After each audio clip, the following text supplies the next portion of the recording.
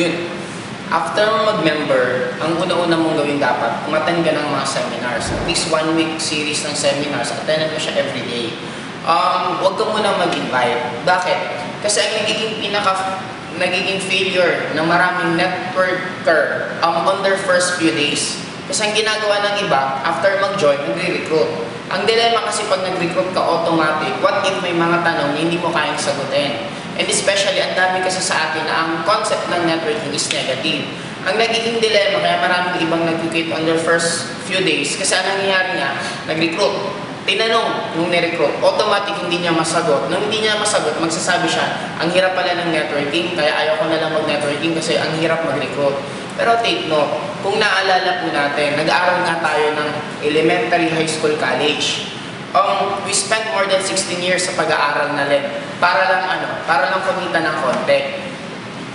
Sa trabaho nga nag-aral ka, graduate ka. After mong graduate, natanggap ka sa work. Hindi naman automatic na nag-work ka na, pagkatanggap sa'yo, hindi ka na tinuruan. Nagkaroon ka pa rin ng a few days or 1 week, 2 weeks na tinuturuan ka. Ano yung dapat mong gagawin? Imagine mo yun, nag-aral ka na doon. Kaya sa networking, dapat ganun din ang gawin mo. Mas maganda, after mo mag-join, wag mo munang ikwento sa mga kaibigan kakilala mo. Ang gawin mo lang muna, pag-aralan mo ng business. The moment medyo marunong ka na, that's the time na pwede mo nang ikwento sa kanila. Or pag hindi mo talaga kayang pigilan ng sarili mo, kung meron kang ibang iimbitahan, mas maganda, wag ka munang mag-explain. Wag mong sabihin networking, wag sabihin may bayad. Automatic invite mo lang sila, tapos mag-assist ka na lang sa apply mo na para pwede kang maturuan kung ano dapat gagawin. Or pwede yung apply mo na mismo ang sasagot. Yun ang mas magiging mababawasan ang rate ng mag-quit. Kasi maraming nag-quit, hindi naman dahil sa mahirap, mali lang yung pinakaunang ginawa. Yun nga, ang ginawa agad, nag-recruit.